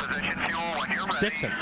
I mean, he had 3 seconds or 4 seconds. Just the advantage. It's just that advantage of Dario. See, Dixon would have passed him had it not gone yellow because of his momentum through turn number 1. But because it went yellow, you just have to get out in front. Yeah. And that's where he did it. Okay, here we go with a restart. This should be good. We'll see who wins the battle to turn number 4 as the race is about to get a restart. And I think Dixon... I was going to say, I think Dixon knows he's got to try to get by Franchitti early. Here he goes. Because there you go. Yep. Because Franchitti, he knows that Franchitti's going to be almost impossible to pass. He's got to do it now. And look at Hinchcliffe on the outside getting past and losing many positions. Wow. Look out for this turn. Oh, it's like an accordion. Oh, it is. I'm surprised that Dario didn't stay driver's right. He was very kind in his... And look at Dixon just take off. Boy, talk about warming up your tires. Yeah. Come off the top of here, everybody gets a big wiggle going. A lot of loose. Hinchcliffe lost 2 positions. He's now back to 5th. Ryan Hunter-Reyes 3rd, and Takuma Sato. Ooh, look at Marco. Marco trying to make something happen there. Sitting back in 10th. And remember, guys, all week long on Scott Dixon's car, they've really struggled with initial speed. So on that stop, Mike Hull made the call. Scuffed tires, scuffed red tires, except for the right front. They left that as a sticker tire. So having those scuffed tires certainly helps early in a run. Good call. Yeah, Dario, look at that coming off the keyhole. Got loose. Uh-oh. Oh, a car off and kicking up the dust. Still moving. Can't see who it is yet. It It's is James Hinchcliffe. Oh, wow. man. Well, What a shame. Okay, clean those tires off.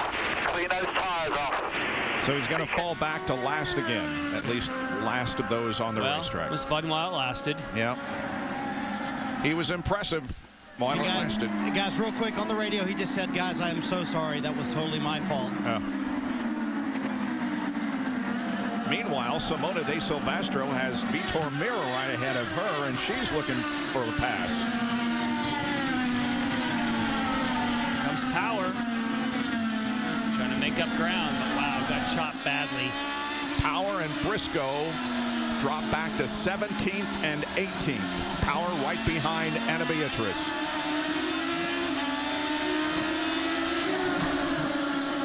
And as far as points are concerned, as they run right now, Will Power is 65 behind Franchitti, who's running second to Scott Dixon. And you're kind of in panic mode right here.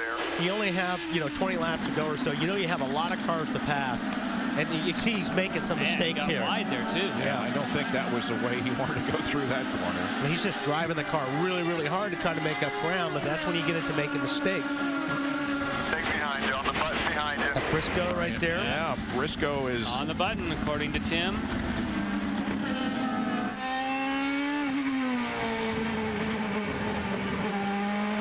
Penske teammates. James Jakes behind Briscoe. Wow, that's Conway getting wide. You get out there, he's lost 3 spots already. I think he's got something wrong.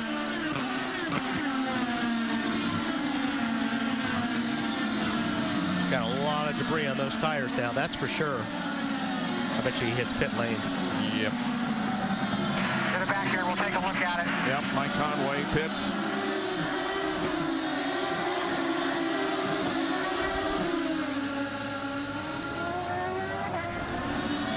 Meanwhile, back on track, it's still Dixon leading. Ooh. Right. Franchitti's almost 3 seconds behind Scott. And Ryan Hunter-Reay. Yeah, he has gotten right up behind Franchitti. And interesting, Ryan Hunter-Reay is on the primary blacks. Franchitti on the reds, and Franchitti's struggling to keep the car on the road. Sato, Kanan's done a pretty nice job getting that thing up in the top 5 today, considering where he started. Takuma Sato having a good afternoon. Kimball, Charlie Kimball in 6th spot. Yeah. Hanging tough today. Yep. Now these KV cars, they thought, remember I talked about in qualifying, the setup didn't work at all on the reds. They thought they found something in the warm-up. Obviously it's working. Charlie Kimball also on the alternates trying to stay with them.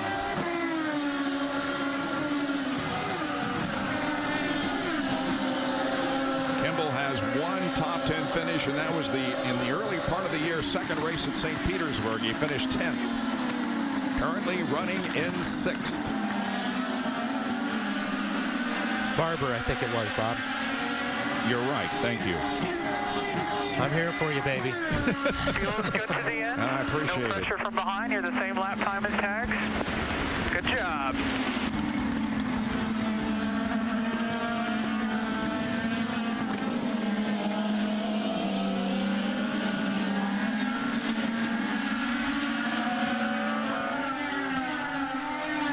Just a little more than 20 laps to go, and Mike Conway steps out of the race car. And he becomes the 2nd car out of this race. Sebastian Saavedra crashed out early, and now Mike Conway joins that list.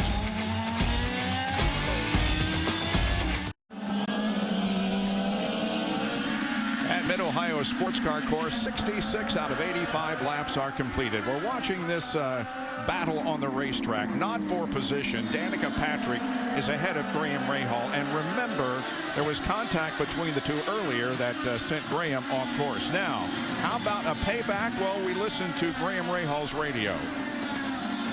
Graham, I know what you're going to be thinking once you get close to the 7 car here, but just use your head now.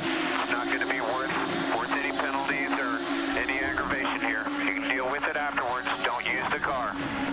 And my response would be, I'm sorry, the radios are not working. You're breaking up. You're breaking up. Yeah, Try it again. Kevin used that in the pre-race, you know. when he was supposed to do the dance, he pulled that trick. James Jakes trying to get a position from Briscoe here. All right, down to Robin again. Bobby, Kevin Harvick said that Jimmy Johnson had a golden horseshoe stuck somewhere on his body parts. But I'm thinking this guy right here might have that award, because if you'll remember at Toronto, it's Dixon and Will Power pulling away. He's running third. He pits a lap or two ahead of him. They get a bad yellow just like Will Power just got again, and Dario wins the race. And look where he's at again. I mean, I know Dixon's going to win this race, but Dario Franchitti, not only is he a great driver, he gets a lot of good things happen to him, and he doesn't make mistakes. But I think Kevin Harvick better call him up.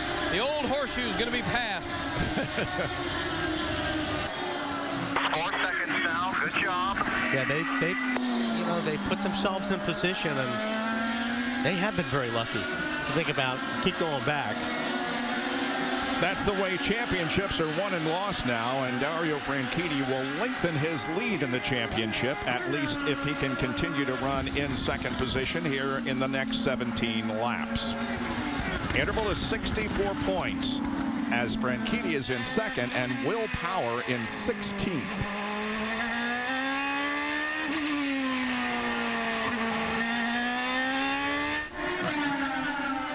Hunter Ray, man, he's running good too today. Yes. He's been there all day long, sitting in the third spot and putting a lot of pressure on Franchitti. And Takuma Sato, who has qualified well recently, but not had as much luck in the races, but he is doing a fine job today. I'm looking down or at the pylon here. You got Marco Andretti sitting in 8th. Those guys have turned it around today. He's done a really nice job.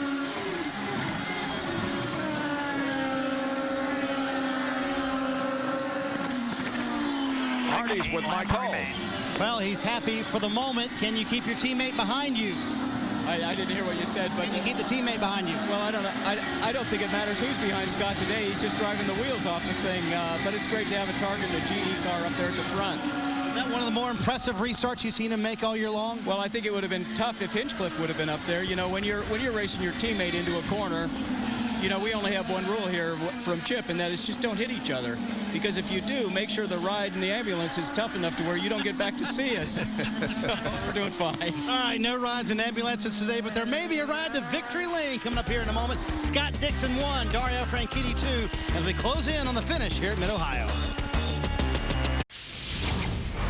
Hey, Mario. Hey, what do you got in this thing? 16 valve, 2.4 liter engine, 200 horsepower. Air conditioning. 32 valve, 3.5 liter engine, 650 horsepower, air conditioning. You could start an IZOD IndyCar race with Mario Andretti. Go to shophonda.com to enter and check out the all-new Civic, the official vehicle of IndyCar.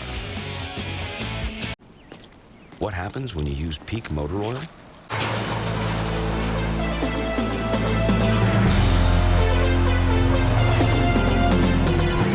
You get premium performance and can save up to 10 gallons of gas every time you change your oil. So any car runs like a 10, even if it's more like a 6. You're not just changing oil, you're saving gas. Put Peak Motor Oil in, save on gas. Is this a good deal? I don't even know anymore. Well, know this. For a good deal on car insurance, Progressive Snapshot uses this to track my good driving habits. The better I drive, the more I save. It's crystal clear savings, and only Progressive has it. Nice. This has been a public savings announcement. Out there with a better way. Now that's Progressive. This weekend at Saratoga, the horses tear up the grass as they campaign for Turf Horse of the Year. And everyone will be chasing Todd Pletcher, who defends his title as the top trainer in racing. Summer at Saratoga continues with the Sword Dancer Handicap, Saturday at 5 on Versus. At the Indy Grand Prix of Sonoma, Will Power and Dario Franchitti have a lot more than pride on the line. August 28th at 4. Lap 72 of 85 at Mid-Ohio. Scott Dixon leads Dario Franchitti. Mike Conway is one of those out. Starting 17th, you would work your way up to 6th after that restart. The car was good. What happened to put you out? The exhaust broke. I'm not sure when it did, but then it affected the line for the gearbox, so I couldn't shift gears, stuck in fourth gear, and that was it. It's a shame because the guys did a really good job today, and would have been nice to got some good points and a good result, but unfortunately not. But we'll keep working hard and I'll get him next time. All right, more bad luck for Mike Conway and his 5th DNF this season. To Marty. Kevin, let's talk to Tim Cindric, find out what's going on with Will Power. He restarted in the back. Doesn't seem like he can go anywhere. What's going on with the car? Well, the car's good. It's just here there's so much track position that you give up. You know, that situation there where we tried to go the extra lap because we would have halved our distance to Dario there, and when it went at least local yellow, we were in the carousel, and I called him in, just missed the pit entry, so tough day for us for sure. All right, tough day for these guys, and they did take reds, hoping they could make it through the field a little bit better, but so far that hasn't paid off. And his worry with taking reds, he thought they wouldn't be good at the end of the run, so we'll see if he can pick up some more spots, Bob. I think he's got past that end of the run thing there, Marty, because he is awfully loose right now. And there's a graphic you don't often see. The 3 Team Penske cars, 16th, 17th, and 20th right now. Will Power has been unable to get around Anna Beatrice, and Ryan Briscoe has been unable to get around Will Power. And those two cars just caught a bad break. I mean, they were running well, you know, for a lot of this race. They just got a bad break. When you get in traffic like this, it becomes very difficult. Although Powers looks like he's got his hands full. I mean, that car looks loose to me. But you and I mentioned during qualifying yesterday, Jan, that at times it appeared that Will had a really bad handling race car. Yes, but this morning after the warm-up, he said, you know, and you look at what the points are doing for his situation right now at 64. I mean, this is not what he wanted, but this morning he was very confident, said, yes, in qualifying, I was skating all over the racetrack, but we thought we fixed it. I have a feeling the track came back to everyone else, and they ended up going the wrong way. Meanwhile, here's second and third. Dario Franchitti and Ryan Hunter-Reay. And Hunter-Reay's been able to keep right on the gearbox of Franchitti for second. I think he's starting to worry Franchitti a little bit more right now. That yellow car's gotten a lot bigger in his mirrors. Keep in mind that Ryan Hunter-Reay on his tire selection went red, black, black. And Franchitti started red, went to black, and decided to go back to the reds. And at the end of a stint, that may be advantage Ryan Hunter-Reay. Ryan started 5th, now 3rd. Behind him is Takuma Sato, who has come up from 9th position. And we have 11 laps to go. There's Sato. Series will visit his home country before too long at Twin Ring Motegi on the road course. Marty.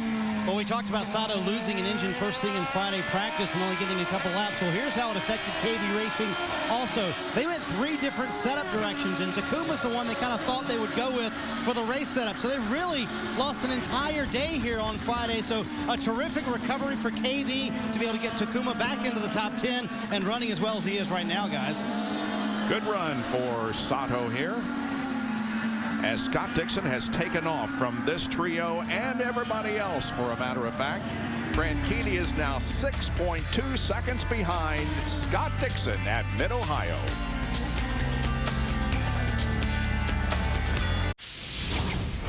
About a man with a car and a job, a wife and a kid, and his name is Bob. Just a regular guy with a regular car, but it's what he rolls on that makes him a star. Firestone. His Firestone tires are known far and wide. The way they perform gives a sense of pride. That's Bob's story, he ain't no liar, cause everybody knows the legends ride fire. Firestone. Legendary drivers need legendary tires. All my life, I've just been an adrenaline junkie. Speed, risk, danger. I think I found my fix. Green, green, green, green, green. All clear, all clear. Just looking, keep coming. Another of our talented rookies, California's J.R. Hildebrand. Yellow in front of you, stay left. The guy he's looked like a veteran out there every time he's strapped into the car.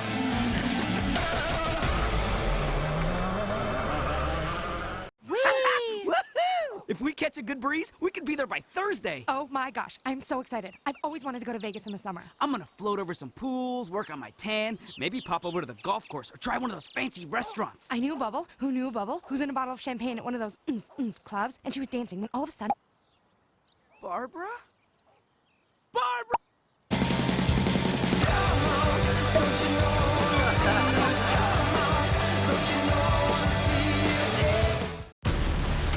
Dan Hardy. Dynamic. Unforgiving. Chris Lytle. Powerful. Relentless. Witness the collision as two of the UFC's pound-for-pound toughest fighters clash toe-to-toe. Plus, Jim Miller, Ben Henderson, the highly anticipated battle between two of the top lightweights in the world, primed for a title shot. The UFC, live and free on Versus.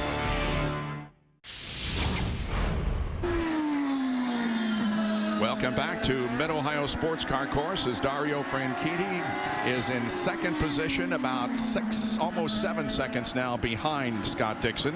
And there is the third place car of Ryan Hunter-Reay. And overhead shots provided by the Honda Aerial Cam. All right, we're down to the closing laps. Jan, how about a race recap here?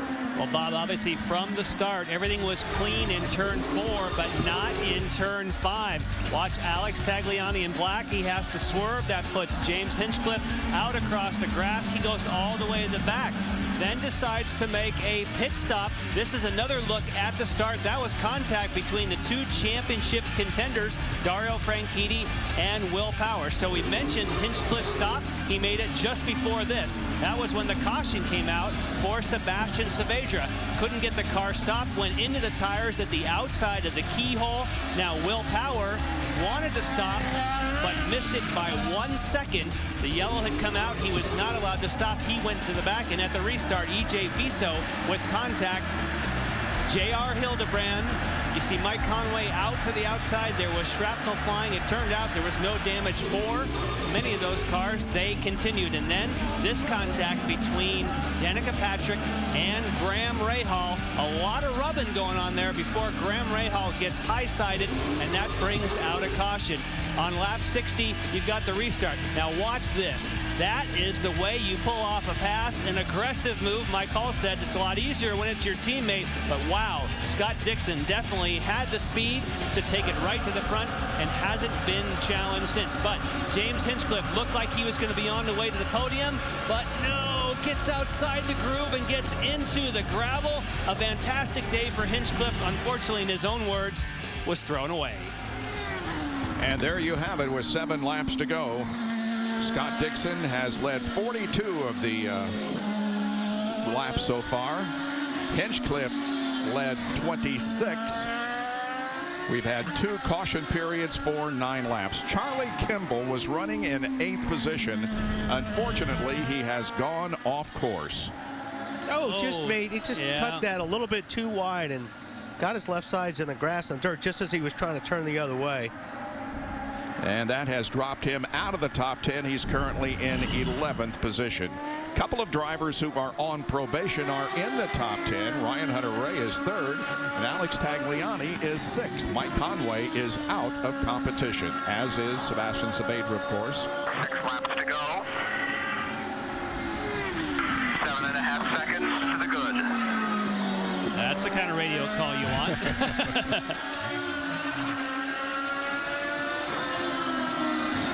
And you see wife Emma on the right side of the screen, Bob. She is 7 weeks from giving birth to their, what will be a baby girl coming up in a few weeks. And they're very excited just for Scott to be home this week because he has been gone pretty much since Indianapolis. He went to New Zealand. He's been to London twice. He came here to Mid-Ohio to test. He told me he's been home for 3 days since Indianapolis. So Emma came here to be with him this weekend. The whole family's here. They might get to celebrate in Victory Lane coming up in a few laps, Bob. It would certainly appear like that as a 7.5 second advantage is enjoyed by her husband. Emma may be coming to more races. Yeah, really. Let's give a hats off to another driver, Sebastian Bourdais, who is running in 9th position. Now, he doesn't do the ovals, but since we returned to the street and road courses, his finishes have been 6th, 6th, and he is currently running in 9th position for Dale Coyne. There he is. And there he is, right behind Oriol Serbia, who is 8th, Sebastian Bourdais.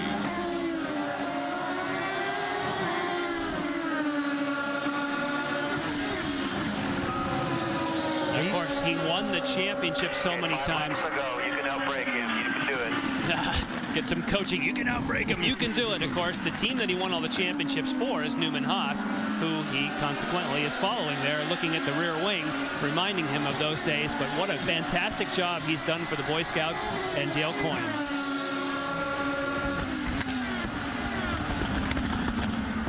Serbia's done a pretty good job today, too. He was back in the back earlier. He hasn't made a lot of noise, but he's up to 8th spot right now, and he's just fought and clawed his way through everything. Yep.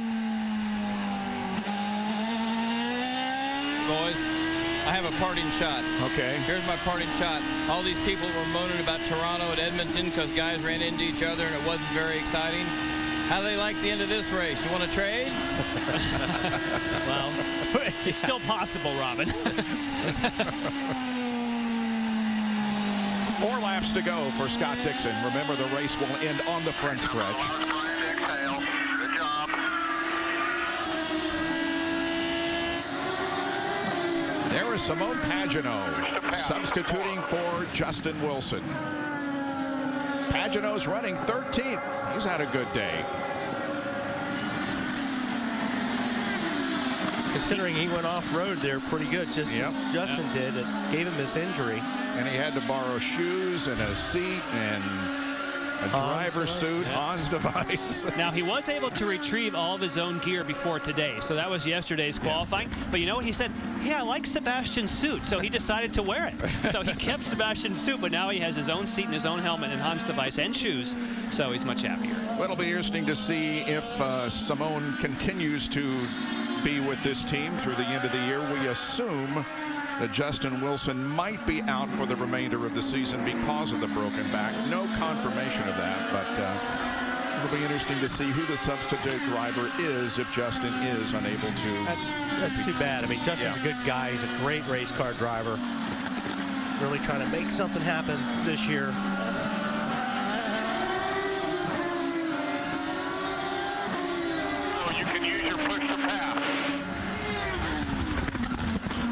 Less than 3 laps to go now for Scott Dixon. Scott Dixon, as we pointed out earlier, is a 2-time winner here at Mid-Ohio Sports Car Course. His first win came in 2007. Helio Castroneves had won the pole for that race, but Scott went on to take the checkered flag first. And then 2 years ago, on August 9th of 2009, it was Dixon once again paying a visit to Victory Lane and the Champagne.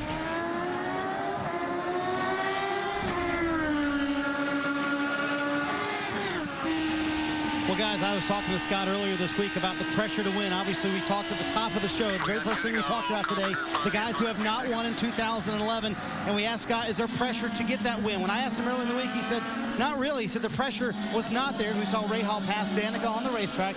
He said the pressure's not there. He said because we've performed, we just haven't performed at the end of the races. When the points have been on the line, that's all we need to do. Put together the complete race. And clearly, they've done that today, Bob. Clearly they have, and you saw Graham get around Danica Patrick, and apparently cleanly with no contact. I wouldn't want to be reading his mind at that point, but following directions. Yep. Yeah, it's been a good drive for Scott Dixon. Coming here and winning the peak pole position yesterday, and this is probably the most dominating performance that we have seen all year. And he will come off corner number 13 and take the white flag. 1 more lap to go. 1 more lap around the 2¼ mile racetrack. It's a good time to have a dominating performance, Bob. That's what you need. He needs to close in on the championship. Last lap. Plenty good there behind you. This will give he and the team a lot of confidence. 8.5 seconds ahead of second place Franchitti, and that's James Jakes ahead of him. Jakes is running in 23rd, still on the lead lap, at least for the moment. I would imagine that Scott may keep it that way. Here comes second place Dario Franchitti. Gonna walk out of here with more points ahead of pole power than before the race started.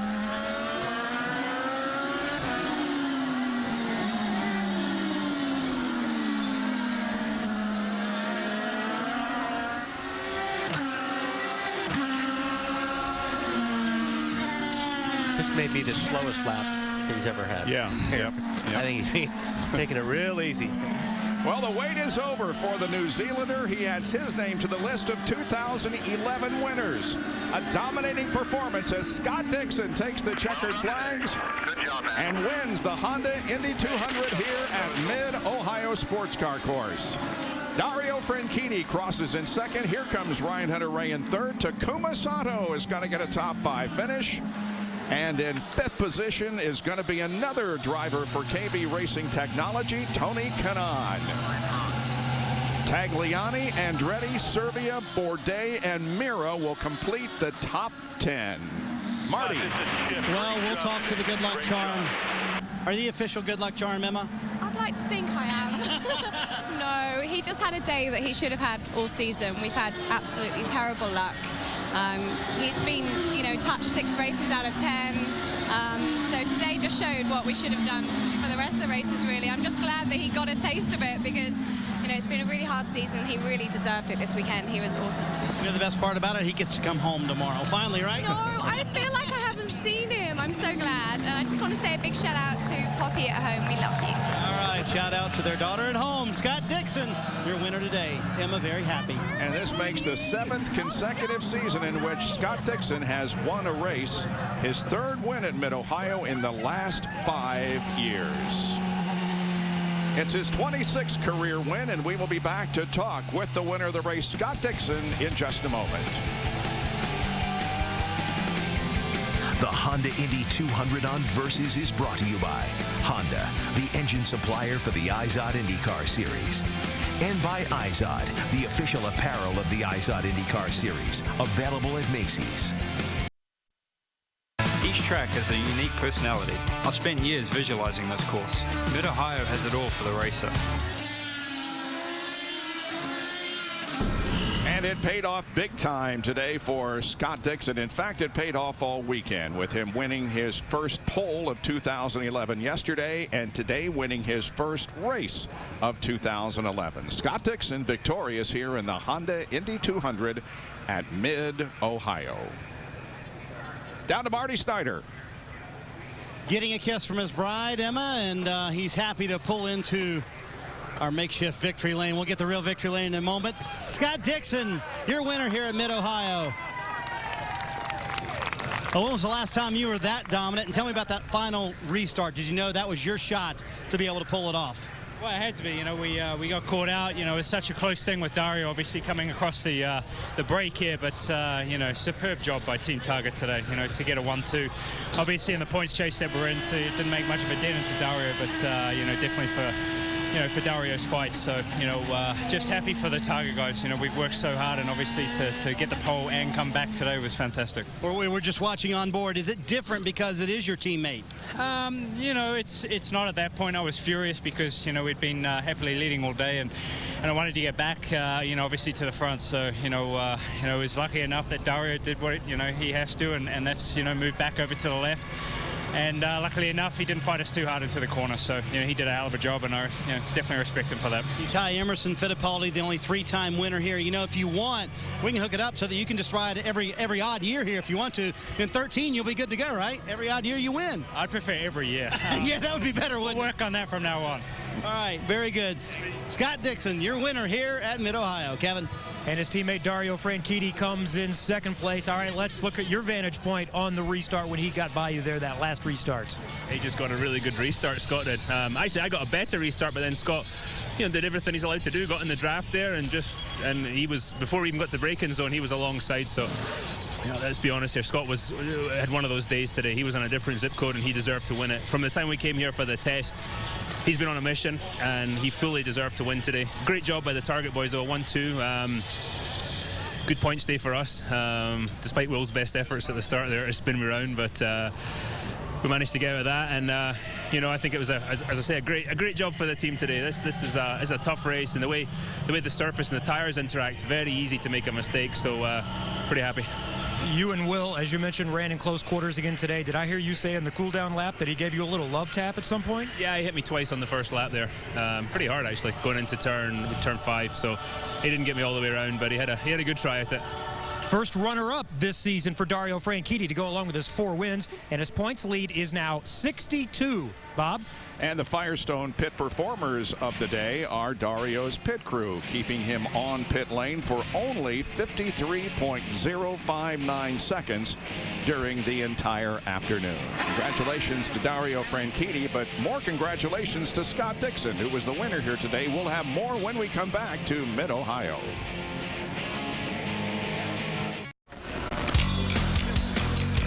Welcome back to the Mid-Ohio Sports Car Course. The Honda Indy 285 laps are complete.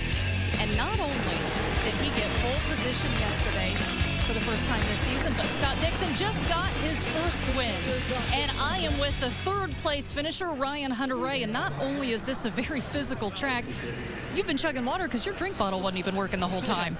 Yeah, it's something you kind of take for granted, and then when it doesn't work, you're like, oh man, especially Mid-Ohio, always the toughest race of the year. But guys did a great job today. Had a lot of fun in the car. The new Firestone compound they brought here was just it was really tough on the restarts, but it made for great racing, and it was just made for a fun time in the car. So happy for the DHL Circle K Sundrop guys. They did an awesome job, and we just had a solid weekend.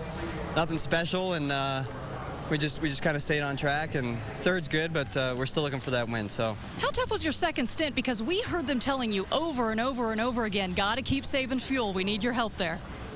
Yeah, that's the toughest part of racing, I think, is saving fuel when you have guys like Dario and Briscoe pushing you all the time. Of course, Scott, I think, was up front leaving, but that's so hard to do, and it's such discipline, and you learn something about yourself when you're doing it. But I enjoy just attacking, just going for it and not saving fuel. But I don't know, the only way you can do that is just have fuel windows. Good day at Mid-Ohio. Great American race, good turnout. So it's a good, solid day. Thanks. And Marty Ryan said that probation was not even on his mind at all today. Well, James Hinchcliffe thought about probation on lap 1 for some other guys, but let's talk about his day. Not the finish that you wanted, but there's a positive reason to talk to you after the race. You lead 26 laps today, the 20th place finish. Have you ever been through a race with more ups and downs than today? No, we start with our highest starting place, and then on lap 1, we're right down to the tail of the field, and then we catch that lucky yellow. The team did a great call to get us there, and I mean, we showed that we had pace today. I'm on the radio to me saying you got to save fuel, but you got to keep Scott and Dario behind you. So I said, all right, I'll save fuel, but keep 5 championships behind you, no problem. And the car was great. The guys were awesome, and we came in for that pit stop right before the yellow came out, and I wanted blacks because I'd run so well on that last stint on blacks, but we knew all along they didn't come up to temperature quite as quick. So as soon as that yellow came out, and pretty much everyone except Hunter-Reay around me was on reds, I knew I was going to be in trouble. And we lost a couple spots, and ultimately I was just trying to keep up and lost into the keyhole. So pretty devastating day, to be honest. Is this the one you're reliving, just real quick? Is this the one you're reliving, the restart? Yeah, that's the one. I mean, it's I don't know how I kept it going through the gravel trap there to keep going, but in warm-up this morning we found that the black tires the rears took a long time to come in, and I knew that, but I guess that's all part of being a rookie. One thing you can be sure of, any rookies are going to make rookie mistakes, and unfortunately we made a pretty big one today. Showed well, leading 26 laps, finishes 20th. Kevin. Marty, Will Power had a strong car again today, was in position at least for a top 3 until the caution came at the wrong time. And as Tim Sinner told you, they actually tried to have him come in before the caution, but Will didn't hear it. So that's one story. You're 62 points back in the championship now after a 14th place finish. Also have to ask you about more contact with Dario Franchitti. He referenced it in our interview. Tell us your vantage point. Yeah, I was just trying to get past him there at the start. It was simple as that. He went around the outside, and I think I hit his back wheel. Sort of similar to Toronto. So this is basically the way you're going to play now after what's happened? Is that what you're saying? No, I'm just racing. That's all. All right, Will Power still has some fight left, but it's going to be an uphill battle here as we move further into the championship. All right, you heard from several of the finishers, and you heard from Will Power, who does take a hit here this afternoon, as he is now, as Kevin said, 62 points behind in the championship. Takuma Sato has his best career finish, and Sebastian Bourdais his 3rd consecutive top 10 finish. The last time Penske didn't have a car in the top 10 was Indianapolis this year, and before that it was Richmond in 2009. The Penske cars finished this afternoon in 14th, 16th, and 19th. There you see James Hinchcliffe, who we just spoken with. who led 26 laps of this event, finishing in 20th position. And there are the others and the order in which they crossed the finish line. Back with more after this.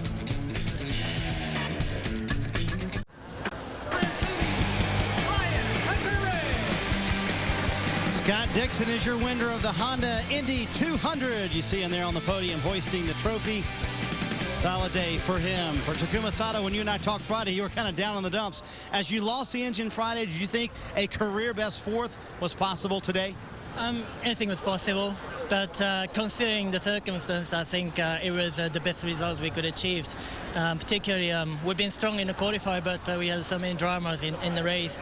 Today, ninth place wasn't too bad, but considering the last year, I was quite disappointed to be ninth, but just head down to the job, and the engineer did a good job, coming back to the speed on the race, and we had the good strategy. Restart was quite exciting in side by side and made up quite good positions, and be able to challenge in top three and finishing fourth in career best in here is a very good result for the team. One shy of the podium, but a career best for Takuma Sato. Good run for KV Racing Technology in general. Not a whole lot of movement within the top 10 as far as points are concerned. Marco Andretti did move up 1 position in the point standings, and Ryan Briscoe slid 1 place, and J.R. Hildebrand fell from 9th to 10th. Now we go to an oval next, but our next telecast is going to be at Infineon Raceway in Sonoma, California. So today, guys, pretty much a dominating performance by Scott Dixon. Yes, I think Scott certainly made his mark, and if he gains momentum, he and his team are going to be tough. I have nothing intelligent to add to that, Bob. But it's always nice to have you there, Scott Dixon leading 50 of the 85 laps here this afternoon. There were a total of 5 different leaders during the afternoon. Will Power did lead 2 laps. Danica Patrick led 3 laps, but Will Power finished way back in 14th position and took a big hit in the point standings here at Mid-Ohio as Scott Dixon wins and Dario Franchitti from Target Chip Ganassi finished second. Coming up next, the summer of Saratoga continues with the Vanderbilt. Be sure to join us in 3 weeks, Sunday, August 28th, for the Indy Grand Prix of Sonoma at 4 o'clock Eastern. IZOD, the official apparel of the IZOD IndyCar Series, available at Macy's. For more information on the IZOD IndyCar Series, log on to NBCSports.com. Congratulations to Scott Dixon, the winner here today at Mid-Ohio. For Jan Vikas, Wally Dallenbach, Kevin Lee, Marty Snyder, Lindy Thaxton, and Robin Miller, I'm Bob Jenkins. We'll see you in 3 weeks. Now, let's send